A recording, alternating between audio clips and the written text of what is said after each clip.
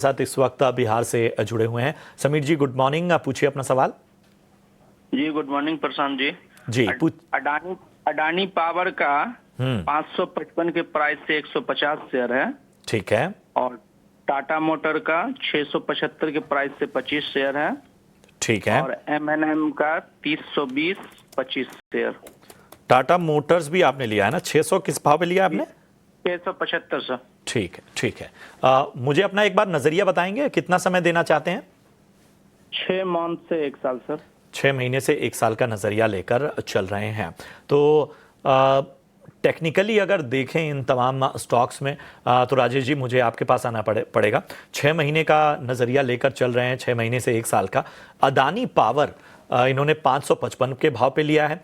MNM इन्होंने 3020 के भाव पे लिया हुआ है।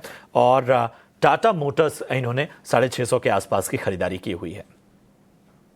देखिए प्रशांत जी, एम&एम के साथ स्टार्ट करूंगा एंड एज अ डिस्क्लेमर देना चाहूंगा कि ये हमने हमारे क्लाइंट्स को रेकमेंड किया है।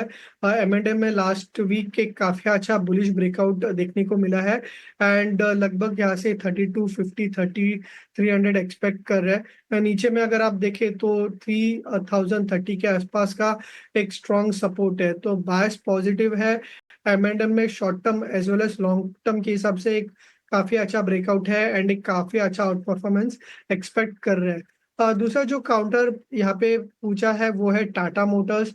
एम&एम के कंपैरिजन में अगर टाटा मोटर्स देखे तो डेफिनेटली एक अंडर परफॉर्मेंस दिखाई दे रहा है। शॉर्ट टर्म के हिसाब से प्रॉफिट बुकिंग भी देखने को मिली है एक रिसेंट रैली के बाद। तो अभी फिलहाल थोड़ा सा मोमेंटम नेगेटिव साइड पे ही है।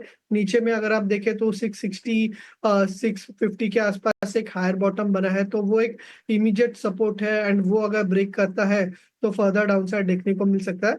हाई साइड में अगर आप देखें तो 740 एक रेजिस्टेंस है, जो रिसेंट स्विंग हाई है, जिसके ऊपर ही पॉजिटिव मोमेंटम देखने को मिल सकता है। तो इन शॉर्ट 650 का स्टॉप लॉस रखना चाहिए एंड ऊपर में 740 का एक इम्पोर्टेंट सपोर्ट रहेगा। थर्ड जो इन्होंने काउंटर पूछा है वो है अदानी पावर में। एक रेंज बाउंड स्टॉक है, हायर लेवल्स पे सस्टेन नहीं कर पा रहा है। अभी फिलहाल अगर इसका हायर बॉटम स्ट्रक्चर देखें तो 510 के आसपास है, तो 510 का स्टॉप लॉस रखना चाहिए। एंड ऊपर में देखें तो 565 एक इम्पोर्टेंट हर्डल है, 565 क्रॉस करता है देन पॉसिबली 630 640 एक्सपेक्ट कर सकते हैं।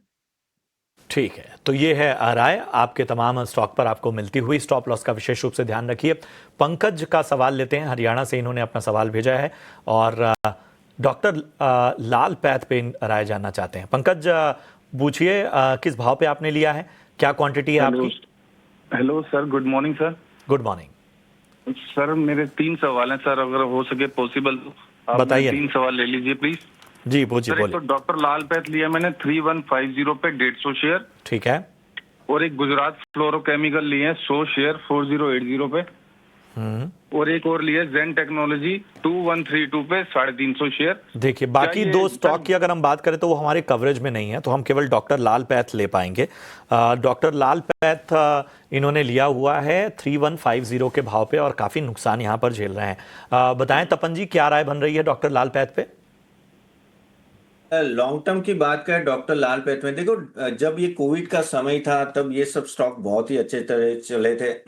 डायग्नोस्टिक डिपार्टमेंट में क्या था कि एक रखती तेजी थी, लेकिन अगर आप देखो तो यहाँ बहुत कंपटीशन बढ़ चुके हैं। थायरोकेयर से लेके काफी सारे अगर आप देखो तो गली गली में अभी आपको दिखेंगे, क्योंकि वो एक मोमेंटम हुआ था कोविड के बाद। कोविड के बाद अगर आप देखो तो ये सब स्टॉक इतने चले नहीं है, और वो जो कहते हैं ना कि स्ट्रेंथ थी वो थोड़ी अभी वीक हो गई है, क्योंकि वो यूनिक बिजनेस थे उस टाइम पे, लेकिन अभी काफी कह सकते हैं ना कि कंपटीशन आ गई। तो आप लाल पेथ में भी अगर आप देखो तो काफी वॉलेटाइल रहता है इनका जो प्रॉफिटेबिलिटी होती है। बीच में कोविड की वापस बातें आई थी तो वापस ऊपर चले थे, लेकिन वापस थोड़ा नीचे आए। लॉन्ग टर्म में अगर आप बात करो तो ये बहुत ही अभी वो बिजनेस थोड़ा जनरल हो गया है, और मेरे हिसाब से लॉन्ग टर्म में अगर आपको चाहे तो स्पेसिफिक फार्मा स्टॉक में जाए, ना कि ये लेबोरेटरी और इसमें, क्योंकि आई थिंक यहाँ उस तरह का अभी आपको प्रॉफिट मार्जिन नहीं मिलेगा जो पहले मिलता था। तो मेरे हिसाब से नो, लाल पथ की जगह आप किसी और स्टॉक में जा सकते हो। तो ये है राय डॉक्टर लाल पैथ पे। भारती हमारे साथ